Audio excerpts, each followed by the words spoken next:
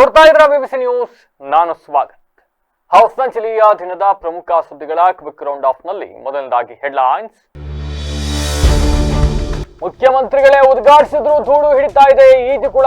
2 ಕೋಟಿ ವೆಚ್ಚದ ಸುಸಜ್ಜಿತ ಈಜುಕೊಳಕ್ಕೆ ಬೀಗ. ಉದ್ಘಾಟನೆಯಾಗಿ ವರ್ಷ ಕಳೆದ್ರೂ ಬಳಕೆಗೆ ಸಿಗದ ಕ್ರೀಡಾಂಗಣದ ಸ್ವಿಮ್ಮಿಂಗ್ ಪೂಲ್.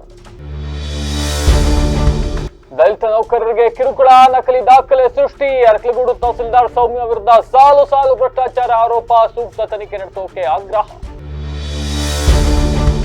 ಅರಕಲಗೂಡು ತಹಸೀಲ್ದಾರ್ ಸೌಮ್ಯ ಪರ ಬ್ಯಾಟಿಂಗ್. ಅಕ್ರಮ ಆರೋಪ ಸುಳ್ಳು ಎಂದ ಸಂತ್ರಸ್ತ ರೈತರು. ತಹಸೀಲ್ದಾರ್ ಮೇಲಿನ ಆರೋಪಕ್ಕೆ ರೈತರ ಪ್ರತ್ಯುತ್ತರ. ಆಶ್ರಯ ಸೈಟ್ ಒತ್ತುವರಿ ಆರೋಪ. ನ್ಯಾಯಕ್ಕಾಗಿ ಬಡ ಕುಟುಂಬದಿಂದ ಹೋರಾಟ. ಅಧಿಕಾರಿಗಳ ನಿರ್ಲಕ್ಷ್ಯಕ್ಕೆ ಬೇಸತ್ತು ಆತ್ಮಹತ್ಯೆಗೆ ಯತ್ನ. 2 ವರ್ಷದ ಬಾಲಕನಿಗೆ ಅಪರೂಪದ ಕಾಯಿಲೆ. ಪುಟ್ಟ ಬಾಲಕನ ಪ್ರಾಣ ಉಳಿಸಲು ಧನಸಹಾಯಕ್ಕೆ ಮನವಿ. ಹಾಸನದ ಜನತೆಗೆ ಆಯೋಜಕರಿಂದ ಕರೆ. ವರುಣನ ಆರ್ಭಟಕ್ಕೆ ನೆಲಕಚ್ಚಿದ 9 ತೆಂಗಿನ ಮರಗಳು. 1 ಎಕರೆ ಬೀನ್ಸ್ ಬೆಳೆ ಸಂಪೂರ್ಣ ನಾಶ. ರೈತ ಬೆಟ್ಟಗೌಡನಿಗೆ ಲಕ್ಷಾಂತರ ರು ನಷ್ಟ.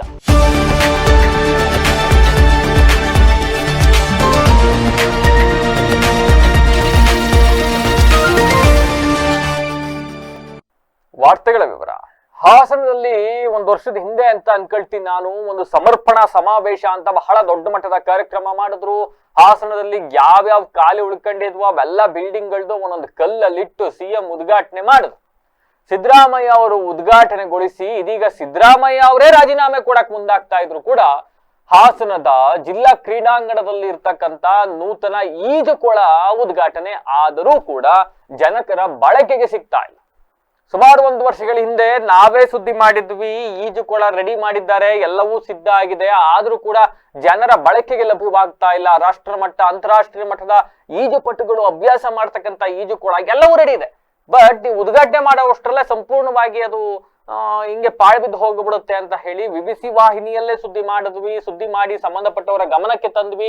ಗಮನಕ್ಕೆ ತಂದ ನಂತರ ಅದನ್ನ ಸಿಎಂ ಬಂದ ಸಂದರ್ಭದಲ್ಲಿ ಅವ್ರ ಕೈಲಿ ಉದ್ಘಾಟನೆ ಮಾಡಿಸ್ಲಿಕ್ಕೆ ಮುಂದಾದ್ರು. ಉದ್ಘಾಟನೆಯನ್ನು ಮಾಡಿಸಿದ್ರು. ಅದಾದ 1 ವಾರ ಕಾರ್ಯವನ್ನು ನಿರ್ವಹಿಸೋ ಕೆಲಸವನ್ನ ಮಾಡ್ತಿದ್ರು. ಆದ್ರೆ ಅದಾದ ನಂತರ ಒಂದಿಷ್ಟು ಕುಂಟು ನೆಪಗಳೇ ಹೇಳ್ಕೊಂಡು ಒಂದಿಷ್ಟು ರೀಸನ್ಸ್ ಗಳನ್ನ ಕೊಡ್ಕೊಂಡು ಅವತ್ತು ಹಾಕಿದ್ ಬೀಗ ಇವತ್ತವರೆಗೂ ಕೂಡ ಬಹುತೇಕ ಕೀನೆ ಕಳ್ಕೊಂಡವರು ಏನೋ ನನಗಂತೂ ಗೊತ್ತಿಲ್ಲ. ಸಂಪೂರ್ಣವಾಗಿ ಈಜುಕೊಳ ಧೂಳು ಹಿಡಿದು ಹೋಗ್ತಾ ಇದೆ. ಒಬ್ರು ಜಿಲ್ಲೆಗೆ ಸಿಎಂ ಬಂದು ಸಿಎಂ ಉದ್ಘಾಟನೆ ಮಾಡೋದ್ರು ಕೂಡ ಅದು ಇವತ್ತವರೆಗೂ ಕೂಡ ಯಾವ ಅರ್ಹ ಈಜುಪಟುಗಳಿಗೆ ಅಭ್ಯಾಸ ಮಾಡಕ್ ಲಭ್ಯ ಆಗಬೇಕಾಗಿತ್ತೋ ಅವ್ರಿಗೆ ಸಿಗ್ತಾ ಇಲ್ಲ, ಅವ್ರಿಗೆ ಲಭ್ಯ ಆಗ್ತಾ ಇಲ್ಲ ಅನ್ನೋದಾದ್ರೆ ಕಣ್ಣೊರ್ಸೋದಕ್ಕೆ ದೊಡ್ಡದಾಗಿ ಜಾಹೀರಾತ ಕಳ್ತೀರ, ಮತ್ತು ದೊಡ್ಡದಾಗಿ ಭಾಷಣ ಮಾಡ್ತೀರಿ. ಹಾಸನದಲ್ಲಿ ಇಷ್ಟು ಕೋಟಿ ಕಾಮಗಾರಿಗಳಿಗೆ ಚಾಲನೆ ಅಂತ. ಚಾಲನೆ ಕೊಟ್ಟ ಮೇಲೆ ಅದು ಚಲಾವಣೆಗೊಳ್ತಾ ಇದೆಯಾ ಅನ್ನೋದು ಕೂಡ ಮುಖ್ಯ ಆಗಬೇಕಲ್ಲ ಇಲ್ಲಿ. ಆದರೆ ಹಾಸನದ ಜಿಲ್ಲಾ ಕ್ರೀಡಾಂಗಣದ ಆವರಣದಲ್ಲಿ ಸುಮಾರು 2 ಕೋಟಿ ರೂಪಾಯಿ ವೆಚ್ಚದಲ್ಲಿ ನಿರ್ಮಾಣ ಆಗಿರ್ತಕ್ಕಂಥ ಸುಸಜ್ಜಿತ ಈಜುಕೊಳ ಬಹಳ ಚೆನ್ನಾಗಿದೆ. ಆದ್ರೆ ಯಾಕೆ ಬಳಕೆಗೆ ಲಭ್ಯ ಆಗ್ತಾ ಇಲ್ಲ? 1 ವರ್ಷ ಬೇಕಾ? ಅವತ್ತೇ ಸಿದ್ಧ ಆಗೋಗಿತ್ತು ಸಂಪೂರ್ಣವಾಗಿ ಉದ್ಘಾಟನೆ ಮಾಡ್ತಕ್ಕಂಥ ಸಂದರ್ಭದಲ್ಲೇ. ಅಷ್ಟಾಗಿ ಉದ್ಘಾಟನೆ ಆಗಿ ವರ್ಷಗಳು ಕಳೀತಾ ಬಂದ್ರು ಕೂಡ ಇವತ್ತವರೆಗೂ ಕೂಡ ಅದು ಈಜುಪಟುಗಳ ಬಳಕೆಗೆ ಲಭ್ಯವಾಗ್ತಾ ಇಲ್ಲ. ಸಂಬಂಧಪಟ್ಟ ಅಧಿಕಾರಿಗಳು ಕೇಳಿದ್ರೆ ಮುಂದಿನ ತಿಂಗಳು ಮಾಡ್ತೀವಿ, ಆಚೆ ತಿಂಗಳು ಮಾಡ್ತೀವಿ, ಅದಾದ್ಮೇಲೆ ಮಾಡ್ತೀವಿ, ಈಗ ಮಾಡ್ತೀವಿ, ನಾಳೆ ಮಾಡ್ತೀವಿ ಅಂತ ಕಾಲ ತಳ್ಕೊಂಡೇ ಬರ್ತಾ ಇದ್ದಾರೆ. ಏನು ಅಲ್ಲಿ ನಿಮ್ಮ ಸಮಸ್ಯೆ? ಯಾಕೆ ಉದ್ಘಾಟನೆ ಆಗ್ತಾ ಇಲ್ಲ? ಮೇಲಧಿಕಾರಿಗಳು ಬರ್ದಾಕಿ ಕೊನೆ ಪಕ್ಷ. ಸಂಪೂರ್ಣವಾಗಿ ಏನ್ ಗೊತ್ತಾ, 2 ಕೋಟಿ ರೂಪಾಯಿ ಏನೋ ಖರ್ಚು ಮಾಡ್ಬಿಟ್ಟು ಮಾಡಿದ್ದಾರಂತೆ. ಯೂಸ್ ಮಾಡ್ಕೊಳ್ದಲ್ಲ ಹಂಗೆ ಬಿಟ್ಬಿಟ್ರಿ ಅನ್ಕಳಿ. ಏನಾಗುತ್ತೆ? ದಿನದಿಂದ 1 ದಿವಸ ಲೈಟ್ ಹೋಗುತ್ತೆ, 1 ದಿವಸ ಫಿಲ್ಟರ್ ಹೋಗುತ್ತೆ, 1 ದಿವಸ ಮತ್ತೊಂದು ಹೋಗುತ್ತೆ, ಇನ್ನೊಂದು ಹೋಗುತ್ತೆ. ಮತ್ತೆ ನಿರ್ವಹಣೆಗೆ ಇನ್ನೊಂದು ಟೆಂಡರ್ ಹಾಕಬೇಕಾ ನೀವು? ಒಟ್ಟಿನಲ್ಲಿ ಸಿಎಂ ಉದ್ಘಾಟನೆ ಮಾಡಿದ ಒಂದು ಈಜುಕೊಳ ವರ್ಷಗಳಾದ್ರೂ ಕೂಡ ಅರ್ಹರ ಬಳಕೆಗೆ ಲಭ್ಯವಾಗ್ತಾ ಇಲ್ಲ ಅನ್ನುವುದಾದರೆ ಎಲ್ಲ ಒಂದು ಕಡೆ ಜಿಲ್ಲಾಡಳಿತನೋ ಮತ್ತೊಬ್ರೋ ಇನ್ನೊಬ್ರೋ ಸರ್ಕಾರವೋ ಜನರಿಗೆ ಮೋಸ ಮಾಡ್ದಂಗಲ್ವಾ ಇದು? ನೀವು ಸುಳ್ಳು ಆಶ್ವಾಸನೆ ಕೊಟ್ಟು ಯಾಕೆ ಉದ್ಘಾಟನೆ ಮಾಡೋದ್ರಿ ಅಂತ ಜನ ಪ್ರಶ್ನೆ ಮಾಡ್ತಾರೆ. ಎಸ್, ಇನ್ನು ಇದ್ರ ಬಗ್ಗೆ ಪೋಷಕರು ಕೂಡ ತಮ್ಮ ಅಸಮಾಧಾನವನ್ನ ವ್ಯಕ್ತಪಡಿಸ್ತಾ ಇದ್ದಾರೆ. ನಮ್ಮ ಮಕ್ಕಳು ಅಂತಾರಾಷ್ಟ್ರೀಯ ಮಟ್ಟಕ್ಕೆ ಹೋಗಬೇಕು ಅಂತ ಕನ್ಸು ಕಟ್ಕೊಂಡಿರ್ತೀವಿ, ಅಂತಾರಾಜ್ಯ ಮಟ್ಟದಲ್ಲಿ ಈಜುಪಟುಗಳಾಗಬೇಕು ಅನ್ನೋ ಕನ್ಸು ಕಟ್ಕೊಂಡಿರ್ತೀವಿ. ಎಲ್ಲಿ ಪ್ರಾಕ್ಟೀಸ್ ಮಾಡ್ಬೇಕು? ಪ್ರಾಕ್ಟೀಸ್ ಮಾಡಕ್ಕೆ ಸದ್ಯ ಮಹಾರಾಜ ಪಾರ್ಕ್ ಅಲ್ಲೆಲ್ಲ ಒಂದ್ ಕಡೆ ಅವಕಾಶ ಮಾಡಿಕೊಟ್ಟಿದ್ದಾರಂತೆ. ಅಲ್ಲಿ ಯಾರ ಕೋಚ್ ಬಂದ್ರೆ ಅವ್ರಿಗೆ ಸರಿಯಾಗಿ ಸಂಬಳ ಕೊಡೋದಿಲ್ಲ, ಮತ್ತೊಂದು ಇನ್ನೊಂದು, ಅವರು ಅಲ್ಲಿ ಇರ್ಲಿಲ್ವಂತೆ. ಈ ತರದ 108 ಏನೇನೇನೋ ಇದೆ ಇದ್ರೊಳಗಡೆ. But still at the end of the day CM Siddaramaiah ಅವರೇ ಹಾಸನ ಜಿಲ್ಲೆಗೆ ಬಂದು ಉದ್ಘಾಟನೆಗೊಳಿಸಿದಂತಹ ಒಂದು ಈಜುಕೊಳವನ್ನ ವರ್ಷಗಳಾದ್ರೂ ಕೂಡ ಅದನ್ನ ಜನರಿಗೆ ಲಭ್ಯಗೊಳಿಸ್ತಕ್ಕಂತ ಈಜುಪಟುಗಳಿಗೆ ಲಭ್ಯಗೊಳಿಸುವಂತ ಕೆಲಸ ಮಾಡೋದ್ರಲ್ಲಿ ಸಂಬಂಧಪಟ್ಟ ಅಧಿಕಾರಿಗಳು ಸಂಪೂರ್ಣವಾಗಿ ವಿಫಲರಾಗಿದ್ದಾರೆ. They are failure in this thing ಅಷ್ಟೇ. At the end of the day ಇನ್ನಾದ್ರೂ ಸಂಬಂಧಪಟ್ಟವ್ರು ಎಚ್ಚೆತ್ಕೊಂಡು ಆ ಬೀಗ ಕೀ ಇದ್ರೆ ಕೀ ತಗೊಂಡು ಬಿಚ್ಚಿ, ಇಲ್ಲ ಅದನ್ನ ಒಡೆದಾಕಿ, ಏನಾಗಿದೆ ಟೆಕ್ನಿಕಲ್ ಇಶ್ಯೂ ಏನಿದೆ ಮೇಲಧಿಕಾರಿಗಳಿಗೆ ಬರ್ದಾಕಿ ಅದನ್ನ ವಿದ್ಯಾರ್ಥಿಗಳು ಸಾಕಷ್ಟು ಜನ ಈಜುಪಟುಗಳು ಅಲ್ಲಿ ಪ್ರಾಕ್ಟೀಸ್ ಮಾಡಬೇಕು. ನಮ್ಮ ಮಕ್ಕಳು ಪ್ರಾಕ್ಟೀಸ್ ಮಾಡಿ ನಮ್ಮ ಮಕ್ಕಳು ಕೂಡ ರಾಜ್ಯ ಅಂತಾರಾಷ್ಟ್ರೀಯ ಮಟ್ಟದ ರಾಷ್ಟ್ರ ಮಟ್ಟದಲ್ಲಿ ಹೆಸರು ಮಾಡಬೇಕು ಅಂತ ಪೋಷಕರು ಕನ್ಸು ಕಟ್ಕೊಂಡಿರ್ತಾರೆ. ದಯವಿಟ್ಟು ಅವರ ಬಳಕೆಗೆ ಅದನ್ನ ಕೊಡುವಂತ ಕೆಲಸವನ್ನ ಮಾಡಿ ಅನ್ನೋದಷ್ಟೇ ನಮ್ಮ ಆಶಯ. ಇದ್ರ ಬಗ್ಗೆ ಪೋಷಕರು ಏನ್ ಮಾತಾಡಿದ್ದಾರೆ, ಸಂಬಂಧಪಟ್ಟ ಅಧಿಕಾರಿಗಳು ಏನ್ ಹೇಳ್ತಾರೆ ನೋಡ್ಕೋಬಹುದು. ನಮಸ್ತೆ, ನನ್ನ ಹೆಸರು ಕಿಂತನ್ ಅಂತ. ನಾನು ಇಲ್ಲಿ 3 ವರ್ಷದಿಂದ ಈಜು ಪ್ರಾಕ್ಟೀಸ್ ಮಾಡ್ತಿದ್ದೀನಿ. ಮತ್ತು ಇಲ್ಲಿ 50 ಮೀಟರ್ ಪೂಲ್ ಓಪನ್ ಆದರೆ ನಮಗೆ ತುಂಬ ಯೂಸ್ ಆಗುತ್ತೆ. ಯಾಕಂದರೆ ನಾವು ನ್ಯಾಷನಲ್ಸ್ ಮತ್ತು ಇಂಟರ್ನ್ಯಾಷನಲ್ಸ್ ಎಲ್ಲ ಹೋಗಿದ್ದೀವಿ. ಏಷ್ಯನ್ ಅಕ್ವಾಟಿಕ್ಸಲ್ಲೂ ಪಾರ್ಟಿಸಿಪೇಟ್ ಮಾಡಿದ್ದೀವಿ. ಅದರಲ್ಲಿ ಫಿಫ್ತ್ ಪ್ಲೇಸಲ್ಲಿ ಬಂದಿದ್ದೀವಿ. ಆ ಫಿಫ್ತ್ ಪ್ಲೇಸ್ಗಿಂತ ಫಸ್ಟ್ ಸೆಕೆಂಡ್ ಬರಬೇಕು ಅಂದರೆ ನಮಗೆ ಏನು ನನ್ನ ಹೆಸರು ಶ್ವೇತಾ ಅಂಥೇಳಿ. ನನ್ನ ಮಗ ಇಲ್ಲಿ ನಮಂತ್ ಅಂಥೇಳಿ ಇಲ್ಲಿ ಸ್ವಿಮ್ಮಿಂಗ್ ಬರ್ತಿದ್ದಾನೆ ಲಾಸ್ಟ್ 1 ಇಯರಿಂದ. 50 ಮೀಟರ್ಸ್ ಪೂಲ್ ಓಪನ್ ಆಗಿ 2 ಇಯರ್ಸ್ ಆಗಿದೆ. ಈಗ ಲಾಸ್ಟ್ 6 ಮಂತ್ಸ್ ಆಗಿದೆ. ಜಾನ್ವರಿಗೆ CM ಬಂದು ಅದನ್ನ ಇನಾಗ್ರೇಷನ್ ಮಾಡಿದ್ದಾರೆ. ಬಟ್ ಇಲ್ಲಿ ತನಕನೂ ನಾವು AD ಸರ್ ಹತ್ರ ರಿಕ್ವೆಸ್ಟ್ ಮಾಡ್ಕೊಂಡಿದ್ದೀವಿ. ಅವರು ಅದಾಗಿದೆ ಇದಾಗಿದೆ ಅಂತ ಲೀಕೇಜ್ ಹೇಳ್ತಿದ್ದಾರೆ. ಬಟ್ ಇದೇ ಥರ ನಮಗೆ ತುಂಬ ಮಕ್ಕಳು ಈಜಿನ ಸ್ಪರ್ಧೆಯಲ್ಲಿ ತುಂಬ ನ್ಯಾಷನಲ್ಸ್ ಎಲ್ಲ ಇಂಟರ್ನ್ಯಾಷನಲ್ಸ್ ಎಲ್ಲ ಅಟೆಂಡ್ ಮಾಡಿ ಬಂದಿದ್ದಾರೆ. ಹೇಗಾಗಿದೆ ಅಂತಂದರೆ ನಮಗೆ ಬೇಜಾರಾಗುತ್ತೆ. ಇಲ್ಲಿಂದ ಅಲ್ಲಿ ಕರ್ಕೊಂಡೋಗಿ 4th 5th ಪ್ಲೇಸಲ್ಲೆಲ್ಲ ಬರ್ತಿದ್ದಾರೆ. ನೀವು ಇದೆ ನಮಗೆ ಜೂನ್ ಒಳಗಡೆ ಆದಷ್ಟು ಬೇಗ ಓಪನ್ ಮಾಡಿಕೊಡಿ 50 ಮೀಟರ್ಸ್ ಪೂಲ್. ಇಲ್ಲ ಅಂತಂದರೆ ನೆಕ್ಸ್ಟ್ ನಾವೆಲ್ಲರಿಗೂ ಕಂಪ್ಲೇಂಟ್ ಮಾಡಿದ್ದೀವಿ. ಬಟ್ ನೆಕ್ಸ್ಟ್ ಫರ್ದರ್ ಹಾಸನ ಜಿಲ್ಲಾ ಕ್ರೀಡಾಂಗಣದಲ್ಲಿ ಹೊರಾಂಗಣ ಕ್ರೀಡಾಂಗಣದ ಒಂದು ಈಜುಕೊಳ ನಿರ್ಮಾಣ ಆಗಿದೆ. ಈ ಈಜುಕೊಳ ನೀರಾವರಿ ಇಲಾಖೆಯಿಂದ ನಿರ್ಮಾಣ ಆಗಿರೋಂಥದ್ದು. ಹಾಗೆಯೇ ಆ ನಿರ್ಮಾಣ ಆಗಿರೋಂಥ ಒಂದು ಈಜುಕೊಳನ ನಮ್ಮ ಕ್ರೀಡಾ ಇಲಾಖೆಯ ಸುಪರ್ದಿಗೆ ತಗೊಂಡು ನಾವು ಅದನ್ನು ಚಾಲನೆ ನೀಡಬೇಕು ಅಂತ ಇದು ಮಾಡಿದ್ದೀವಿ. ಅದನ್ನು ಸಂಬಂಧಪಟ್ಟಂಗೆ ಕಮಿಷನರ್ ಆಫೀಸ್ಗೂ ಕೂಡ ನಾವು ಪರ್ಮಿಷನ್ಗೆ ನಾವು ಕಡತನ ಕೂಡ ಮಂಡಿಸಿದ್ದೀವಿ. ನಾವು ಅಲ್ಲಿಂದ ಕಡತ ಏನಾದ್ರೂ ಕೂಡ ಬೇಗನೆ ಅತಿ ಶೀಘ್ರವಾಗಿ, ಅಂದರೆ ಲಾಸ್ಟ್ ಟೈಮ್ ಇದರಲ್ಲೂ ಕೂಡ ನಾವು ಫೆಬ್ರವರಿ ಮಂತಲ್ಲೇ ಪ್ರಪೋಸಲ್ನ ಕಳಿಸಿದ್ದೀವಿ. ಅದಕ್ಕೆ ಸಂಬಂಧಪಟ್ಟಂಗೆ ನಮ್ಮ ಹೆಡ್ ಆಫೀಸಿಂದ ಬಂದು ಇಲ್ಲಿ ಅದನ್ನು ಪರಿಶೀಲನೆ. ಹಾಸನ ಜಿಲ್ಲೆಯ ಅರಕಲಗೂಡಿನ ತಹಸೀಲ್ದಾರ್ ಸ್ಥಾನದಲ್ಲಿರ್ತಕ್ಕಂಥ ಸೌಮ್ಯ ಅವರು ಸಾಲು ಭ್ರಷ್ಟಾಚಾರ, ಅಧಿಕಾರ ದುರುಪಯೋಗ, ದಲಿತ ನೌಕರರಿಗೆ ಕಿರುಕುಳ, ನಕಲಿ ದಾಖಲೆ ಸೃಷ್ಟಿಸಿ ಸರ್ಕಾರಿ ಜಮೀನುಗಳನ್ನ ಅಕ್ರಮ ಖಾತೆ ಮಾಡಿಸ್ಕೊಂಡಿರ್ತಕ್ಕಂಥ ದಂಧೆಯಲ್ಲಿ ತೊಡಗಿದ್ದಾರೆ ಅಂತ ಸಾಕಷ್ಟು ಆರೋಪಗಳನ್ನ ಸಂತ್ರಸ್ತು ಮಾಡಿದ್ದಾರೆ. ಸುದ್ದಿಗೋಷ್ಠಿಯಲ್ಲಿಂದು ಮಾತನಾಡಿರ್ತಕ್ಕಂಥ ಅವರು ತಾಲೂಕು ಕಚೇರಿಯಲ್ಲಿ ಹೊರಗುತ್ತಿಗೆ ಆಧಾರದ ಮೇಲೆ ಕೆಲಸ ಮಾಡಬೇಕಾದ ಕಮಲಮ್ಮ ಎಂಬ ಸಿಬ್ಬಂದಿ ಕಳೆದ 1 ವರ್ಷದಿಂದ ಕಚೇರಿಯಲ್ಲಿ ಕೇವಲ ಸಹಿ ಹಾಕಿ ನೇರವಾಗಿ ತಹಸೀಲ್ದಾರ್ ಸೌಮ್ಯ ಅವರ ಮನೆ ಕೆಲಸಕ್ಕೆ ಹೋಗ್ತಾ ಇದ್ದಾರಂತೆ. ಸ್ವಂತ ಮಗಳ ಮದುವೆ ದಿನವೂ ಕೂಡ ರಜಾ ಹಾಕದ ರೀತಿಯಲ್ಲಿ ಸರ್ಕಾರಿ ಕೆಲಸ ಮಾಡಿದ್ದಾರಂತೆ. ಸರ್ಕಾರಿ ಖಜಾನೆಯಿಂದಲೇ ನಿಯಮಿತವಾಗಿ ಅವರಿಗೆ ವೇತನ ಬಿಡುಗಡೆ ಆಗ್ತಾ ಇದೆಯಂತೆ. ತಹಸೀಲ್ದಾರ್ ಅವರು ಸರ್ಕಾರಕ್ಕೆ ನೇರ ವಂಚನೆಯನ್ನು ಎಸಗ್ತಾ ಇದ್ದಾರೆ. ಇದರಿಂದ ದಲಿತ ಸಮುದಾಯದ ವ್ಯಕ್ತಿಗಳು ಪೌತಿ ಖಾತೆಗೆ ಅರ್ಜಿ ಸಲ್ಲಿಸಿದ್ರೆ ತಹಸೀಲ್ದಾರ್ ಅವರು ತಮ್ಮ ನ್ಯಾಯಾಲಯದಲ್ಲಿ ಅವನ ವಜಾಗೊಳಿಸಿ ಸಿವಿಲ್ ಕೋರ್ಟ್ಗೆ ಹೋಗಿ ಅಂತ ಅಲ್ದಾಡಿಸ್ತಿದ್ದಾರೆ. ಆದ್ರೆ ಅದೇ ಜಾಗಗಳಿಗೆ ಯಾವುದೇ ಸಂಬಂಧ ಇಲ್ಲದ ಬೇರೆ ಸಮುದಾಯದ ವ್ಯಕ್ತಿಗಳಿಗೆ ಏನಾದ್ರು ಮೂಲ ವಾರಸುದಾರರಿಗೆ ಯಾವುದೇ ನೋಟಿಸ್ ನೀಡದೆ ವಾದಿ ಕೋರ್ಟ್ಗೆ ಹಾಜರಾಗದಿದ್ರೂ ಕೂಡ ರಾಜಸ್ವ ನಿರೀಕ್ಷಕರ ಮೂಲಕ ಅಕ್ರಮವಾಗಿ ಖಾತೆ ಆದೇಶ ಮಾಡ್ತಾ ಇದ್ದಾರೆ. ಆದ್ರೆ ಖಾತೆ ಮಾಡಿಸ್ಕೊಂಡ್ರೆ ತಮ್ಮ ಜಮೀನ್ ಎಲ್ಲಿದೆ ಅನ್ನೋದೇ ತಿಳಿತಾ ಇಲ್ಲ. ಕಾಳೇನಹಳ್ಳಿ ವ್ಯಾಪ್ತಿಯ ಸರ್ವೆ ನಂಬರ್ 1ರ ಒಟ್ಟು 7 ಎಕರೆ 38 ಗುಂಟೆ ಜಮೀನಿನ ಪೈಕಿ 28 ಗುಂಟೆ ಸರ್ಕಾರಿ ಖರಾಬ್ ಜಾಗ ಇದ್ದು ಅಲ್ಲಿ ಈಗಾಗಲೇ ಭಗೀರಥ ಸಮುದಾಯ ಭವನ ಮತ್ತೆ ಗ್ರಾಮ ಪಂಚಾಯತಿ ಕಟ್ಟಡ ಇದೆ. ಈ ಜಾಗದಲ್ಲಿ 10 ಗುಂಟೆಯನ್ನು ಅಕ್ರಮವಾಗಿ ಮ್ಯೂಟೇಷನ್ ರಿಜಿಸ್ಟರ್ ತಿದ್ದುಪಡಿ ಮಾಡೋ ಮೂಲಕ ಕುಸುಮ ಎಂಬ ಮಹಿಳೆಯ ಪರವಾಗಿ ತಹಸೀಲ್ದಾರ್ ಒತ್ತಡ ಹೇರಿದ್ರು. ಇದಕ್ಕೆ ಒಪ್ಪದ ಗ್ರಾಮ ಆಡಳಿತಾಧಿಕಾರಿ ಉಮೇಶ್ ಪೂಜಾರಿ ಅವರ ಮೇಲೆ 10 ಲಕ್ಷ ರೂಪಾಯಿ ಲಂಚದ ಸುಳ್ಳು ಆರೋಪವನ್ನು ಹೊರಿಸಲಾಗಿದೆ. ಜಿಲ್ಲಾಧಿಕಾರಿಗಳು ತಕ್ಷಣವೇ ಈ ಎಲ್ಲ ಕ್ರಮಗಳ ವಿರುದ್ಧ ತನಿಖೆ ನಡೆಸಿ ಶಿಸ್ತು ಕ್ರಮ ಕೈಗೊಳ್ಳಬೇಕು, ಇಲ್ಲದಿದ್ದರೆ ತಾಲೂಕು ಕಚೇರಿ ಮುಂದೆ ಪ್ರತಿಭಟನೆ ಮಾಡ್ತೀವಿ ಅಂತಕ್ಕಂಥ ಎಚ್ಚರಿಕೆಯನ್ನು ಒಂದು ಬಣ ನೀಡಿದೆ. ಅರಕಲಗೂಡು ತಾಲೂಕಿನ ಜನರಲ್ಲಿ ಆತಂಕ ಸೃಷ್ಟಿಯಾಗ್ಬಿಟ್ಟಿದೆ. ಒಬ್ಬ ತಾಲೂಕು ದಂಡಾಧಿಕಾರಿಗಳು ನ್ಯಾಯಯುತ ಸ್ಥಾನದಲ್ಲಿರ್ತಕ್ಕಂಥವರು, ನ್ಯಾಯವನ್ನು ಕೊಡಬೇಕಾದಂಥ ಅಧಿಕಾರಿ ಭ್ರಷ್ಟಾಚಾರದಲ್ಲಿ ತೊಡಗವರೆ ಅಂತ ಹೇಳಿದರೆ ಜನರು ಸಾಮಾನ್ಯವಾಗಿ ಎಲ್ಲರೂ ಕೂಡ ಆತಂಕವನ್ನು ಪಡಬೇಕಾಗಿದೆ. ಸೊ ಆ ಒಂದು ಆತಂಕದ ದೃಷ್ಟಿಯಿಂದ ಜೊತೆಗೆ ಒಂದು ಸಾಕಷ್ಟು ಜಮೀನುಗಳನ್ನು ನಕಲಿ ಖಾತೆಯನ್ನು ಮಾಡಿ ಅನೈತಿಕ ಖಾತೆಯನ್ನು ಮಾಡಿಕೊಟ್ಟಿರ್ತಾರೆ. ಸೊ ಯಾಕೆ ಅನೈತಿಕ ಖಾತೆ ಅಂತ ಹೇಳ್ತಾ ಇದ್ದೀನಿ ಅಂದರೆ ಸಂಬಂಧ ಇಲ್ಲದವರಿಗೆ ಖಾತೆ ಮಾಡಿಕೊಟ್ಟಿರೋದ್ರಿಂದ ಅನೈತಿಕ ಖಾತೆ ಅಂತ ನಾನು ಹೇಳ್ತಾ ಇದ್ದೀನಿ. ಇವರ ಪಿತ್ರಾರ್ಜಿತ ಆಸ್ತಿಗಳನ್ನೇ ಸಂಬಂಧ ಇಲ್ಲದಂಥ ಬೇರೆ ತಾಲೂಕು ಬೇರೆ ಜಿಲ್ಲೆಯ ವ್ಯಕ್ತಿಗಳಿಗೆ ಖುದ್ದಾಗಿ ಅವರ ನ್ಯಾಯಾಲಯದಲ್ಲಿ ಪ್ರಕರಣವನ್ನು ದಾಖಲು ಮಾಡಿಕೊಂಡು ಯಾವುದೇ ನೋಟಿಸ್ನವನ್ನು ಕೊಡದೆ 1-2 ಹಿರಂಗಳಿಗೆ ಆರ್ಡ್ರನ್ನು ಪಾಸ್ ಮಾಡ್ತಾರೆ. ಇದೆಲ್ಲವನ್ನು ಕೂಡ ಗಮನಿಸಿ ಇವರೆಲ್ಲರ ಸಂತ್ರಸ್ತರಿದ್ದಾರೆ, ಇವರೆಲ್ಲರನ್ನು ಕೂಡ ಇಲ್ಲಿ ಒಂದು ಕರ್ಕೊಂಡ್ಬಂದಿದ್ದೀವಿ. ಸೊ ಮೊದಲನೇದಾಗಿ ನಾನು ಅವರು ಮಾಡಿರ್ತಕ್ಕಂಥ ಭ್ರಷ್ಟಾಚಾರಗಳನ್ನು ಹೇಳ್ಕೊಂಡು ಹೋಗ್ತೀನಿ, ಮತ್ತು ಇವರು ಅನ್ಯಾಯ ಆಗಿದೆ ಇವರನ್ನು ಕೂಡ ಹೇಳ್ತಾರೆ. ಮೊದಲನೇದಾಗಿ ಕಮಲಾಂಬ ಎಂಬ ಹೊರಗುತ್ತಿಗೆ ಆಧಾರದ ಮೇಲೆ ಒಂದು ಕೆಲಸ ಮಾಡ್ತಾ ಇರ್ತಾರೆ ತಾಲೂಕು ಕಚೇರಿಯಲ್ಲಿ. ಕಳೆದ 1.5 ವರ್ಷದಿಂದ ತಹಸೀಲ್ದಾರ್ ಅವ್ರ ಮನೆಯಲ್ಲೇ ಕೆಲಸ ಮಾಡ್ತಾ ಇರ್ತಾರೆ. ತಹಸೀಲ್ದಾರ್ ಸರ್ಕಾರದಿಂದ ಹಣವನ್ನು ಬಿಡುಗಡೆ ಮಾಡ್ತಾ ಇರ್ತಾರೆ, ಅಂದರೆ ಅವ್ರಿಗೆ ಸಂಬಳವನ್ನು ಹೋಗ್ತಾ ಇದೆ ಸರ್ಕಾರದಿಂದ. ಇವರು ಸರ್ಕಾರಕ್ಕೆ ಹಣ ಮೋಸ ಮಾಡಿರ್ತಾರೆ ತಹಸೀಲ್ದಾರ್ ಅವರು. ಈ ಒಂದು ದೂರನ್ನು ಜಿಲ್ಲಾಧಿಕಾರಿಗಳಿಗೂ ಕೂಡ ಸರ್ಕಾರಕ್ಕೂ ಕೂಡ ನಾವು ಗಮನ ಮುಟ್ಟಿಸಿದ್ದಾರೆ. ಇದರ ಯಾವುದೇ ರೀತಿಯಾದಂಥ ಕ್ರಮವನ್ನು ತೆಗೆದುಕೊಂಡಿಲ್ಲ ಇದುವರೆಗೂ.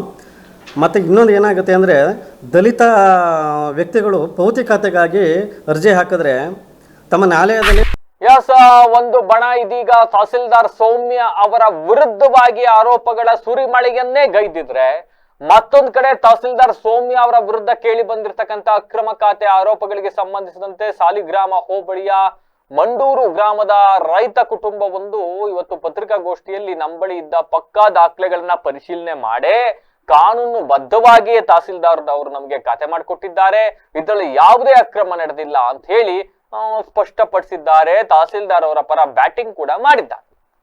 ಮಂಡೂರು ಗ್ರಾಮದ ಸರ್ವೆ ನಂಬರ್ 106 ಇರತಕ್ಕಂತ 1 ಎಕರೆ ಜಮೀನಿನ ಕುರಿತು ಮಾಹಿತಿ ನೀಡಿದ್ದ ರೈತರು, ಈ ಜಮೀನು ಕಳೆದ 30 ವರ್ಷಗಳಿಂದ ನಮ್ಮ ತಾತ ಹಾಗೂ ತಂದೆಯವರ ಕಾಲದಿಂದ ನಮ್ಮ ಸುಪರ್ದಿಗೆಯಲ್ಲೇ ಇದೆ. ಹಿಂದೆ ನಮ್ಮ ತಾತ ತಂದೆಯವರ ಕಾಲದಿಂದಲೂ ಕೂಡ ಒಡನಾಟವಿತ್ತು. ವರ್ಷಕ್ಕೆ ಇಷ್ಟು ಅಂತ ಹಣ ನೀಡಿ ನಾವು ಬೆಳೆಯನ್ನ ಬೆಳೆಸ್ಕೊಳ್ತಾ ಇದ್ವಿ. ಆದ್ರೆ ನಮ್ಮ ತಾತ ತೀರಿಕೊಂಡ ಬಳಿಕ ಕಳೆದ 4 ವರ್ಷಗಳ ಹಿಂದೆ ನಮ್ಮ ತಂದೆಯೂ ಕೂಡ ನಿಧನರಾದ್ರು. ತಂದೆಯ ನಿಧನದ ನಂತರ ಜಮೀನನ್ನು ನಮ್ಮ ಹೆಸರಿಗೆ ಪೌತಿಕತೆ ಮಾಡಿಕೊಡೋಕೆ ನಾವು ಮುಂದಾದ್ವಿ. ಸಂಬಂಧಪಟ್ಟ ಅಧಿಕಾರಿಗಳ ಬಳಿ ಖಾತೆ ಮಾಡಿಸ್ಕೊಳ್ಳೋದಕ್ಕೆ ಹೋದಾಗ ಹಣಕ್ಕೆ ಬೇಡಿಕೆ ಇಟ್ಟಿದ್ರು. ನಂತರ ನಾವು ಮೇಡಮ್ ಬಳಿ ಹೋಗಿ ಅಧಿಕಾರಿಗಳು ಲಂಚ ಕೇಳ್ತಿರೋ ಬಗ್ಗೆ ಅಳಲನ್ನ ತೋಡಿಕೊಂಡ್ವಿ. ಆಗ ತಹಸೀಲ್ದಾರ್ ಅವರು ನಮ್ಮ ಬಳಿ ಇರ್ತಕ್ಕಂಥ ದಾಖಲೆಗಳನ್ನ ಕೊಡಿ ಅಂತ ಕೇಳಿದ್ರು, ಕೊಟ್ವಿ. ನಾವು ಎಲ್ಲಾ ಅಸ್ತಿ ದಾಖಲೆಗಳನ್ನ ಅವರಿಗೆ ಸಲ್ಲಿಸಿದ್ರಿಂದ ಆಗ ನಮ್ಮ ದಾಖಲೆಗಳು 100% ಪಕ್ಕಾ ಇರೋದ್ರಿಂದ ತಹಸೀಲ್ದಾರ್ ಅವರು ನಮಗೆ ಕಾನೂನುಬದ್ಧವಾಗಿದೆ, ನಿಮಗೆ ಖಾತೆ ಮಾಡ್ಕೊಡ್ತೀವಿ ಅಂತ ಖಾತೆ ಆದೇಶ ಮಾಡಿಕೊಟ್ಟಿದ್ದಾರೆ. ಇದ್ರಲ್ಲಿ ಅಕ್ರಮ ಎಲ್ಲಿದೆ, ಮತ್ತೊಂದೆಲ್ಲಿದೆ ಅಂತಕ್ಕಂಥ ಪ್ರಶ್ನೆಯನ್ನು ಮಾಡ್ತಾರೆ. ಆಮೇಲೆ ನಾವು ಇದು ಕೇಳ್ದೋ ನಾವು ಎಕರೆಗೆ ಇಷ್ಟು ವರ್ಷಕ್ಕೆ ಇಷ್ಟು ಅಂತ ನೀವು ಬೆಳೆ ಬೆಳ್ಕೊಳ್ಳೋಕ್ಕೆ ದುಡ್ಡು ಕೊಟ್ಟಪ್ಪ ಅಂತ ಮಾತಾಡಿದ್ವಲ್ಲ, ಅದಕ್ಕೆ ಒಂದು 20 ಸಾವಿರದಂಗೆ ದುಡ್ಡು ಕೇಳ್ತಿದ್ದೋ. ಅದನ್ನ ಕೊಟ್ಕೊಂಡು ಬರ್ತಿರೋ ಆಗಿಂದ ಈಗ 4 ವರ್ಷದಿಂದ ಅದನ್ನು ಕೂಡ ನಿಲ್ಲಿಸಿದ್ರು. ಆಗ ಈ ಕೂಡ ನಿಲ್ಲಿಸಿದ್ಮೇಲೆ ನಮಗೆ ಯಾಕಂದ್ರೆ ಸರಿ ಆಯ್ತಲ್ಲ ಅಂದ್ಬಿಟ್ಟು ನಮ್ಮ ತಂದೆ ಹೆಸರು ಇರೋದ್ಮೇಲೆ ಇದಾದ್ಮೇಲೆ ನಮ್ಮ ಹೆಸರು ಮಾಡ್ಸೋಣ ಅಂದ್ಬಿಟ್ಟು ನಾವು ಅರ್ಜಿ ಕೊಡೋಕ್ಕೆ ಅಂತ ಹೋದ ಪೌತಿಕತೆಗೆ ಈ ಭೂಮಿಯ. ಅಲ್ಲಿ ಕೊಡೋರ ಹತ್ರ ಹೋದೋ ಅವರು ಇದ್ದರು 3 ಲಕ್ಷ ಕೇಳಿದ್ರು. ಅವ್ರ ಅರ್ಜಿನೇ ತಗೊಳ್ಳಿಲ್ಲ ಅವರು. ಇವರು ಇದ್ರು ಸಾಕ್ಷಿಗೆ, ಇವರು ಜೊತೆಲಿ ನಮ್ಮ ನೆಂಟರು ಇವರು ಇದ್ರು. ಆಮೇಲೆ ಅಲ್ಲಿಂದ ಬಂದು ಇಲ್ಲಿ ಸ್ವಾಮಿಯನವರು ಅಕ್ಲುಗೂಡಲ್ಲಿ ಅಲ್ಲೂ ಒಬ್ಬರು ಅವರೇ ಅವರು 3 ಲಕ್ಷ ಕೇಳಿದ್ರು. ನಾವು ಹೋಗಿ ಮೇಡಮ್ ಹತ್ರ ತಹಸೀಲ್ದಾರ್ ಹತ್ರ ನಾವು ಕೇಳ್ದೋ, ಈ ರೀತಿ ಹಿಂಗೆ ಕೇಳ್ದವ್ರೆ ಮೇಡಮ್ ಅಂತ. ಆಗ ಅವರು ಡಾಕ್ಯುಮೆಂಟ್ಸ್ ನಿಮ್ಮ ಏನತ್ತೆ ಕೊಡಪ್ಪ ಅಂತ ಹೇಳಿದ್ರು. ನಾವು ಕೊಟ್ಟಾದ್ಮೇಲೆ ಒಂದು 5-6 ಇದು 2ನೇ ಹಿರಿಂಗಲ್ಲಿ ಯಾರೋ ಒಬ್ಬರು ಬಂದರು, ರಮೇಶನವರು, ಇದು ನಮ್ಮದು ಭೂಮಿ ಅಂತ. ನಾವು ಬಂದು ಅವರು ಬಂದರು. ಬಂದಮೇಲೆ ಅವರು ಡಾಕ್ಯುಮೆಂಟ್ಸ್ ಏನಾದ್ರೆ ಕೊಡಪ್ಪ ಅಂತ ಕೇಳಿದ್ರು. ಅವರು ಏನು ಕೊಡೋಕ್ಕಾಗಿಲ್ಲ. ಅವರು ಹೋದರು. ಅದಾದಮೇಲೆ ಇನ್ನೂ 4 ಇರಂಗೆ ನಡೀತು. ಅವು ಯಾರು ಇನ್ನೂ ನಮ್ಮ ಭೂಮಿ ನಮ್ಮದು ಅಂತ ಇನ್ನೊಬ್ಬರು ಬರ್ನೂವಿಲ್ಲ, ಯಾರೂ ಬರ್ನೂವಿಲ್ಲ. ಅದಕ್ಕೆ ಆಗ ಮೇಡಮು ನಮಗೆ ಆದೇಶ ಕೊಟ್ಟಿದ್ದಾರೆ. ಮಾಡಿಕೊಟ್ಟಿದ್ದಾರೆ. ಆಶ್ರಯ ಯೋಜನೆ ಅಡಿ ಮಂಜೂರಾದ ತಮ್ಮ ಸೈಟ್ ಅನ್ನ ನೆರೆ ಸೈಟ್ ಮಾಲೀಕರು ಒತ್ತುವರಿ ಮಾಡ್ಕೊಂಡಿದ್ದಾರೆ ಅಂತ ಆರೋಪಿಸಿ ಹೊಸನಗರದ ನಿವಾಸಿ ಮಧು ಹಾಗೂ ಅವರ ಕುಟುಂಬ ನ್ಯಾಯಕ್ಕಾಗಿ ಎಲ್ದಾಡ್ತಾ ಇರತಕ್ಕಂತ ಘಟನೆ ನಡೆದಿದೆ. ಬೇಲೂರು ಪುರಸಭೆ ಮುಂಭಾಗ ಸಂಬಂಧಪಟ್ಟ ಅಧಿಕಾರಿಗಳ ವಿರುದ್ಧ ಪ್ರತಿಭಟಿಸಿ ಮಾತನಾಡಿದ ಮಧು ಅವರು ಕೊಟ್ಟಿರೋ ಮಾಹಿತಿ ಪ್ರಕಾರನೇ ಮಾತಾಡ್ತಾ ಹೋಗೋಣ. 1998ರಲ್ಲಿ ಆಶ್ರಯ ಯೋಜನೆಯಡಿ ನಮ್ಮ ತಾಯಿ ಪದ್ಮಾ ಅವರ ಹೆಸರಿಗೆ 422ನೇ ಸೈಟ್ ಮಂಜೂರಾಗಿತ್ತಂತೆ. ಆ ಜಾಗದಲ್ಲಿ ಸಣ್ಣ ಮನೆ ನಿರ್ಮಿಸಿಕೊಂಡು ಕೆಲ ಕಾಲ ವಾಸವಿದ್ದು ನಂತರ 2012ರಲ್ಲಿ ಹೊಸ ಮನೆ ನಿರ್ಮಾಣ ಉದ್ದೇಶದಿಂದ ಹಳೆ ಮನೆಯನ್ನ ತೆರವುಗೊಳಿಸಿ ಫೌಂಡೇಶನ್ ಹಾಕಲಾಗಿದೆ. ಆದ್ರೆ 23ನೇ ಸೈಟ್ ನಂಬರಾದ ಭದ್ರೇಶ್ ಶಕುಂತಲಾ ಅವರು ಸುಮಾರು 3 ಅಡಿಗಳಷ್ಟು ಜಾಗವನ್ನು ಒತ್ತುವರಿ ಮಾಡಿಕೊಂಡಿದ್ದಾರೆ ಅಂತ ಆರೋಪಿಸಿದ್ದಾರೆ. ಈ ಸಂಬಂಧ 2025ರಿಂದಲೇ ಪುರಸಭೆಗೆ ಹಲವು ಬಾರಿ ಅರ್ಜಿ ಸಲ್ಲಿಸಿದ್ರು ಕೂಡ ಯಾವುದೇ ಶಾಶ್ವತ ಪರಿಹಾರ ದೊರಕ್ತಾ ಇಲ್ಲ ಅಂತ ಅಸಮಾಧಾನವನ್ನು ವ್ಯಕ್ತಪಡಿಸಿದ್ದಾರೆ. ಅಧಿಕಾರಿಗಳು ಸ್ಥಳಕ್ಕೆ ಬಂದು ಅಳತೆ ಮಾಡುತ್ತಾರೆ, ಆದ್ರೆ ಒತ್ತುವರಿ ತೆರವುಗೊಳಿಸುವ ಕೆಲಸವನ್ನ ಮಾತ್ರ ಮಾಡ್ತಾ ಇಲ್ಲ. ಮನೆ ನಿರ್ಮಾಣಕ್ಕಾಗಿ ಪುರಸಭೆಯಿಂದ ಬೋರ್ಡ್ ಲೋನ್ ಮಂಜೂರಾಗಿದೆ, ಆದ್ರೂ ಜಾಗದ ಸಮಸ್ಯೆಯಿಂದ ಗೋಡೆ ಕಟ್ಟಕ್ಕೆ ಸಾಧ್ಯ ಆಗ್ತಾ ಇಲ್ಲ ಅಂತ ಅಳಲನ್ನು ತೋಡಿಕೊಂಡಿದ್ದಾರೆ. ನಮಗೆ ನ್ಯಾಯ ಬೇಕು, ಎಷ್ಟೊತ್ತಾದ್ರೂ ಕೂಡ ನಾವು ಜಾಗ ಬಿಟ್ಟು ಇಲ್ಲಿಂದ ಕದಲದಿಲ್ಲ. ಒಂದ್ ವೇಳೆ ನಮಗೆ ನ್ಯಾಯ ಸಿಗದೆ ಹೋದ್ರೆ ನಾವು ವಿಷ ಕುಡಿದಿಲ್ಲೇ ಪ್ರಾಣ ಬಿಡ್ತೀವಿ ಅಂತ ಹೇಳಿ ಎಚ್ಚರಿಕೆಯನ್ನ ಕೊಟ್ಟರು. ಈ ಹಿನ್ನೆಲೆಯಲ್ಲಿ ಸಂಬಂಧಪಟ್ಟ ಅಧಿಕಾರಿಗಳು ತಕ್ಷಣ ಸ್ಥಳ ಪರಿಶೀಲನೆ ನಡೆಸಿ ಬಡ ಕುಟುಂಬಕ್ಕೆ ನ್ಯಾಯ ಒದಗಿಸಿ ಸಮಸ್ಯೆಗೆ ಶಾಶ್ವತ ಪರಿಹಾರ ಕಲ್ಪಿಸ್ತೀವಿ ಅಂತ ಭರವಸೆಯನ್ನ ಕೊಟ್ಟಿದ್ದಾರಂತೆ. ಆಯ್ತು, ಈ ಸಂದರ್ಭದಲ್ಲಿ KRS ಪಕ್ಷದ ಜಿಲ್ಲಾ ಕಾರ್ಯದರ್ಶಿ ಸಚಿನ್, ಸಾಮಾಜಿಕ ಹೋರಾಟಗಾರ ವೆಂಕಟೇಶ್, ಮಾನವ ಹಕ್ಕುಗಳ ಹೋರಾಟಗಾರರ ಸಮಿತಿ ತಾಲೂಕು ಅಧ್ಯಕ್ಷ ಅರುಣ್ ಕುಮಾರ್, ಮಂಜು, ಪದ್ಮಾ ಸೇರಿದಂತೆ ಇನ್ನಿತರರು ಹಾಜರಿದ್ದರು. ನಮಸ್ಕಾರ, ನಾನು ಆದೇಶ್ ಲಿಂಗರಾಜು, KRS ಪಕ್ಷದ ಬೇಲೂರು ತಾಲೂಕು ಅಧ್ಯಕ್ಷ. ಪದ್ಮಮ್ಮ ಅನ್ನೋರು ಏನಿದ್ದಾರೆ, ಇವರು ಹೊಸನಗರದ ನಿವಾಸಿಯಾಗಿರ್ತಾರೆ. 1993ರಲ್ಲಿ ಅರ್ಜಿ ಹಾಕಿರ್ತಾರೆ, ನನಗೆ ಯಾವುದೇ ಆಸ್ತಿ ಇರಲ್ಲ, ಹಂಗಾಗಿ ನಂದು ಒಂದು ನಿವೇಶನ ಕೊಡಿ ಅಂತ.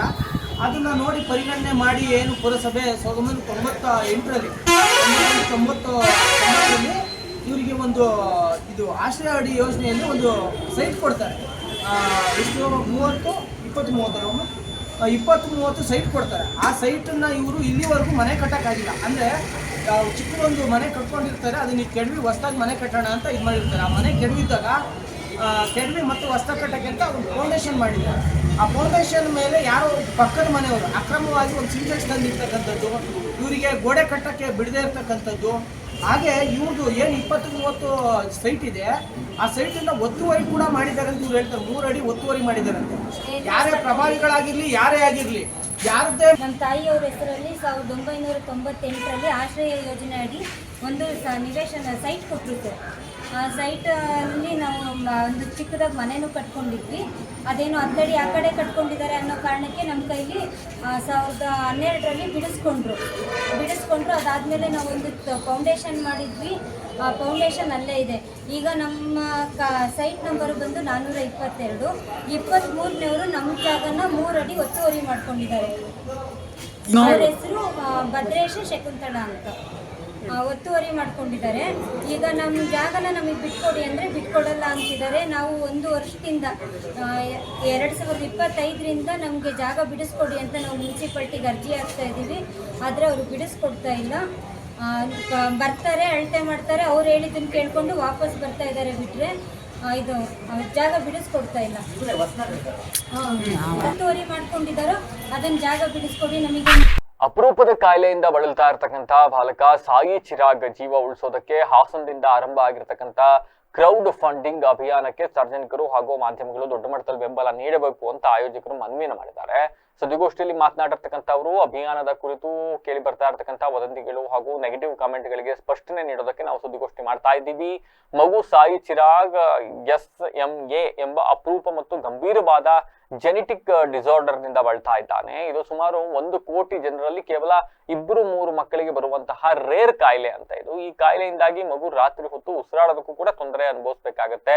ಮೊದಲಿಗೆ ಭಾರತದಲ್ಲಿ ಈ ಚಿಕಿತ್ಸೆಗೆ ನಮಗೊಂದು 16 ಕೋಟಿ ರೂಪಾಯಿ ಅಂದಾಜು ವೆಚ್ಚ ಕೊಡಲಾಗಿತ್ತು ಮಾಡಕ್ಕೆ. ಆದ್ರೆ ಸೋಷಿಯಲ್ ಮೀಡಿಯಾ ಮೂಲಕ ನಮಗೆ ಸಿಕ್ಕ ತಜ್ಞರ ಸಲಹೆಯಂತೆ ಇದೇ ಚಿಕಿತ್ಸೆಯನ್ನ ಇಂಡೋನೇಷ್ಯಾದಲ್ಲಿ ಕೇವಲ 2 ಕೋಟಿ ರೂಪಾಯಿಗೆ ಮಾಡಬಹುದಂತೆ. ಹೀಗಾಗಿ ನಾವು 16 ಕೋಟಿ ಫಂಡ್ ರೈಸಿಂಗ್ ಅನ್ನ ತಕ್ಷಣವೇ ನಿಲ್ಲಿಸಿ ಈಗ ಕೇವಲ 2 ಕೋಟಿ ರೂಪಾಯಿ ಸಂಗ್ರಹದ ಗುರಿ ಇಟ್ಕೊಂಡಿದ್ದೀವಿ. ಸುಮಾರು 6 ತಿಂಗಳು ಹಿಂದೆಯೇ ಹಲವು ಪ್ರಮುಖ ನ್ಯೂಸ್ ಚಾನೆಲ್ಗಳಲ್ಲಿ ಮಗುವಿನ ಕಾಯಿಲೆ ಬಗ್ಗೆ ವರದಿ ಪ್ರಕಟವಾಗಿತ್ತು. ಆದ್ರೆ ಆ ಸಮಯದಲ್ಲಿ ನಿರೀಕ್ಷಿತ ಪ್ರಮಾಣದಲ್ಲಿ ಫಂಡ್ ರೈಸ್ ಆಗಿರಲಿಲ್ಲ. ನಾವು ಹಾಸನದಿಂದ ಈ ಅಭಿಯಾನಕ್ಕೆ ಚಾಲನೆ ಕೊಟ್ಟ ಬಳಿಕ ಸಾರ್ವಜನಿಕರ ಉದಾರತೆಯಿಂದ ಈಗಾಗಲೇ 1 ಕೋಟಿ ರೂಪಾಯಿ ಸಂಗ್ರಹ ಆಗೋಗಿದೆಯಂತೆ. ಮಗುವಿನ ಸಂಪೂರ್ಣ ಚಿಕಿತ್ಸೆಯನ್ನ 1 ಕೋಟಿ ರೂಪಾಯಿ ಬೇಕಂತೆ, ತುರ್ತು ಅವಶ್ಯಕತೆ ಇದೆ. ಹಾಗಾಗಿ ಮಗುವನ್ನ ಇಟ್ಕೊಂಡು ಯಾರು ಇಲ್ಲಿ ದುಡ್ಡು ಮಾಡ್ತಾ ಇಲ್ಲ, ದಯವಿಟ್ಟು ಗೊಂದಲಗಳಿಗೆ ಕಿವಿ ಕೊಡಬೇಡಿ, ಒಂದು ಜೀವ ಉಳಿಸೋಕೆ ಎಲ್ಲರೂ ಕೂಡ ಕೈ ಜೋಡಿಸಿ ಅಂತ ಮನವಿಯನ್ನ ಮಾಡ್ಕೊಂಡಿದ್ದಾರೆ. ಸುದ್ದಿಗೋಷ್ಠಿಯಲ್ಲಿ ಮಗುವಿನ ಪೋಷಕರು ಸೇರಿದಂತೆ ಆಯೋಜಕರು ಕೂಡ ಹಾಜರಿದ್ದರು. ಮೊನ್ನೆ ನಾವು ಏನು ಹಾಸನದಿಂದ ಒಂದು ಕ್ರೌಡ್ ಫಂಡಿಂಗಿಗೆ ಒಂದು ಚಾಲನೆಯನ್ನು ಕೊಟ್ಟಿದ್ವಿ. ಸಾಯಿ ಚಿರಾಗಿನ ಒಂದು ಜೀವ ಉಳಿಸುವ ಸಲುವಾಗಿ ಎಲ್ಲರ ಹತ್ರ ಒಂದು ಕೋರಿ ಬಿಟ್ಟು ನಾವೊಂದು ಫಂಡ್ ರೇಸಿಗೆ ಇಲ್ಲಿಂದ ಒಂದು ಚಾಲನೆ ಕೊಟ್ಟಿದ್ವಿ. ಅದರಲ್ಲಿ ತುಂಬ ಜನರದ್ದು ಒಂದು ನೆಗೆಟಿವ್ ಆದಂಥ ಒಂದು ಕಮೆಂಟ್ಸ್ಗಳು ನೋಡಲಿಕ್ಕೆ ಸಾಧ್ಯವಾಯಿತು. ಮಗುವನ್ನು ಇಟ್ಕೊಂಡು ಏನಾದರೂ ಇವರು ದುಡ್ಡು ಮಾಡ್ತಾ ಇದ್ದಾರಾ ಅನ್ನೋ ಒಂದು ಈ ರೀತಿಯ ಗೊಂದಲ ಇತ್ತು. ಅದಕ್ಕೆ ಪ್ರೆಸ್ಸಿನ ಮುಖಾಂತರ ಎಲ್ರಿಗೆ ತಿಳಿಸುವಂಥ ಒಂದು ವ್ಯವಸ್ಥೆ ಇದಕ್ಕಿಂತ ಮೊದಲು ಹಲವಾರು ನ್ಯೂಸ್ ಚಾನಲ್ಗಳಲ್ಲಿ ಬಂದಿತ್ತು. ಒಂದು 6 ಮಂತ್ ಬಿಫೋರು ಯಾವುದೆಲ್ಲ ನ್ಯೂಸಲ್ಲಿ ಬಂದಿತ್ತು ಸರ್? ಸುವರ್ಣದ ಬಂದಿದೆ, ಟಿವಿ 1 ಮತ್ತು ಏಷ್ಯಾನೆಟ್ ಸುವರ್ಣ, ಆಮೇಲೆ G G news, G5 news, G5 news, G5 news ಇವರೆಲ್ಲ ಇದನ್ನು ಪ್ರಮೋಟ್ ಮಾಡಿದರು. ಬಟ್ ಆ ಸಂದರ್ಭದಲ್ಲಿ ಏನು ಫಂಡ್ ರೇಸ್ ಆಗ್ತಾ ಇರಲಿಲ್ಲ. ಬಟ್ ಏನು ನಾವು ಹಾಸನದಿಂದ ನಾವು ಏನು ಚಾಲನೆಯನ್ನು ಕೊಟ್ಟಿದ್ದೇವೆ, ಈಗಾಗಲೇ ನಾವು 1 ಕೋಟಿ ತಲುಪಿದ್ದೇವೆ. ಇನ್ನೂ ಕೂಡ 1 ಕೋಟಿಯ ಅವಶ್ಯಕತೆ ಇನ್ನೂ ಇದೆ. ಈ ಮಗು ನಿಮಗೆ ಕಾಣ್ಬೋದು, ರಾತ್ರಿ ಹೊತ್ತು ಉಸಿರಾಡಲು ಕೂಡ ತುಂಬ ತೊಂದರೆ ಪಡ್ತಾ ಇದ್ದಾನೆ. ಅವನಿಗೆ ಬಂದಿರುವಂತಹ ಕಾಯಿಲೆ SMA, ಸ್ಪೈನಲ್ ಮಸ್ಕ್ಯುಲರ್ ಎಥ್ರೋಪಿ ಎನ್ನುವ ಕಾಯಿಲೆ.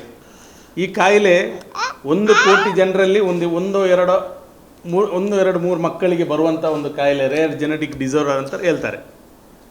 ಇದನ್ನು ಇಂಡಿಯಾದಲ್ಲಿ ನಾವೇನಾದರೂ ಇದನ್ನು ಚಿಕಿತ್ಸೆ ಮಾಡಬೇಕಂದ್ರೆ ಸುಮಾರು ಮೊದಲಿಗೆ ನಮಗೆ ಕೊಟ್ಟಂಥ ಎಸ್ಟಿಮೇಷನ್ ಆಗಿರ್ತದೆ 16 ಕೋಟಿ ರೂಪಾಯಿ. ತದನಂತರ ನಾವು ಆ ಟೈಮಲ್ಲಿ ಇವರು ಸೋಷಿಯಲ್ ಮೀಡಿಯಾ ಮುಖಾಂತರ ಹೋದಾಗ ಆಗ ತುಂಬ ಜನರು ಒಂದು ಸಲಹೆ ಕೊಟ್ಟರು, ಈ ರೀತಿ ಇಂಡೋನೇಷ್ಯಾದಲ್ಲಿ ಇದೇ ಟ್ರೀಟ್ಮೆಂಟು 2 ಕೋಟಿಯಲ್ಲಿ ಆಗುತ್ತೆ ಅಂತ.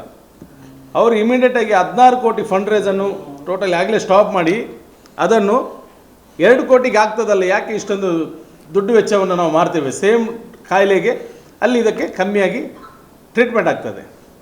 ಇತ್ತೀಚೆಗೆ ಜಿಲ್ಲೆಯಲ್ಲಿ ಸುರಿದ ಧಾರಾಕಾರ ಮಳೆಗೆ ನಗರದ ಹೊಸಕೊಪ್ಪಲಿನ ಬೆಟ್ಟಗೌಡ ಎಂಬ ರೈತರ ಬೆಳೆ ಸಂಪೂರ್ಣವಾಗಿ ಹಾನಿಯಾಗಿದೆ. ಸುಮಾರು 9 ತೆಂಗಿನ ಮರಗಳು ಧರೆಗುಳಿದಿದ್ರೆ ರೈತರು ಬೆಳೆದಂತಹ 1 ಎಕರೆಯ ಬೀನ್ಸ್ ಬೆಳೆ ಸಂಪೂರ್ಣವಾಗಿ ಮಳೆಗೆ ಹಾನಿಯಾಗೋಗಿದೆ.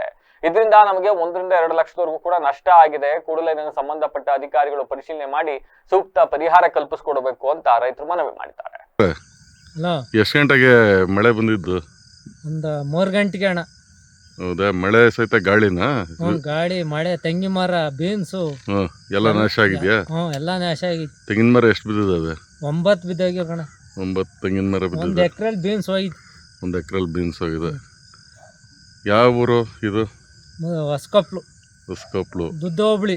ನಿಮ್ಮ ಹೆಸರೇನಂತ? ಬೆಟ್ಟಗೌಡ. ಬೆಟ್ಟಗೌಡ್ರ. ಒಟ್ನಲ್ಲಿ ನಿಮ್ಗೆ ತುಂಬಾ ನಷ್ಟ ಆಗಿದೆ. ನಷ್ಟವೇ ಬಂದು ನೋಡ್ಲಿ ಬೇಕಾರೆ. ಹೌದಾ? ಸುಮಾರು ಎಷ್ಟು ನಷ್ಟ ಆಗಿದೆ ಗೌಡ್ರೆ ಇಲ್ಲಿ? 1 ಲಕ್ಷ 2 ಲಕ್ಷ ಲಾಸ್ ಆಯ್ತು ಕಣ. 1 ರಿಂದ 2 ಲಕ್ಷ ಲಾಸ್ ಆಗಿದೆ ತೆಂಗಿನ ಮರ ಸೇರಿ. ಈಗ ಮತ್ತೊಮ್ಮೆ ಹೆಡ್ಲೈನ್ಸ್. ಮುಖ್ಯಮಂತ್ರಿಗಳೇ ಉದ್ಘಾಟಿಸಿದ್ರು ಧೂಳು ಹಿಡಿತಾ ಇದೆ ಈಜುಕೊಳ. 2 ಕೋಟಿ ವೆಚ್ಚದ ಸುಸಜ್ಜಿತ ಈಜುಕೊಳಕ್ಕೆ ಬೀಗ. ಉದ್ಘಾಟನೆಯಾಗಿ ವರ್ಷ ಕಳೆದ್ರೂ ಬಳಕೆಗೆ ಸಿಗದ ಕ್ರೀಡಾಂಗಣದ ಸ್ವಿಮ್ಮಿಂಗ್ ಪೂಲ್. ದಲಿತ ನೌಕರರಿಗೆ ಕಿರುಕುಳ, ನಕಲಿ ದಾಖಲೆ ಸೃಷ್ಟಿ. ಅರಕಲಗೂಡು ತಹಸೀಲ್ದಾರ್ ಸೌಮ್ಯ ವಿರುದ್ಧ ಸಾಲು ಭ್ರಷ್ಟಾಚಾರ ಆರೋಪ. ಸೂಕ್ತ ತನಿಖೆ ನಡೆಸೋಕೆ ಆಗ್ರಹ.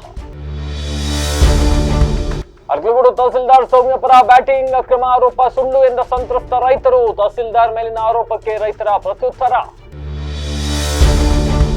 ಆಶ್ರಯ ಸೈಟ್ ಒತ್ತುವರಿ ಆರೋಪ. ನ್ಯಾಯಕ್ಕಾಗಿ ಬಡ ಕುಟುಂಬದಿಂದ ಹೋರಾಟ. ಅಧಿಕಾರಿಗಳ ನಿರ್ಲಕ್ಷ್ಯಕ್ಕೆ ಬೇಸತ್ತು ಆತ್ಮಹತ್ಯೆಗೆ ಯತ್ನ. 2 ವರ್ಷದ ಬಾಲಕನಿಗೆ ಅಪರೂಪದ ಕಾಯಿಲೆ. ಪುಟ್ಟ ಬಾಲಕರ ಪ್ರಾಣ ಉಳಿಸಲು ಧನಸಹಾಯಕ್ಕೆ ಮನವಿ. ಹಾಸನದ ಜನತೆಗೆ ಆಯೋಜಕರಿಂದ ಕರೆ. ವರುಣನ ಆರ್ಭಟಕ್ಕೆ ನೆಲಕಚ್ಚಿದ 9 ತೆಂಗಿನ ಮರಗಳು. 1 ಎಕರೆ ಬೀನ್ಸ್ ಬೆಳೆ ಸಂಪೂರ್ಣ ನಾಶ. ರೈತ ಬೆಟ್ಟಗೌಡನಿಗೆ ಲಕ್ಷಾಂತರ ರು ನಷ್ಟ. ಇದಾಗಿತ್ತು ಹೊತ್ತಿನ ವಿಶೇಷ. ನಿರಂತರ ಸುದ್ದಿಗಾಗಿ ನೋಡ್ತಾರೆ BBC ಟಿವಿ. ಸದ್ಯದ ಕಡೆ ನಮಸ್ಕಾರ.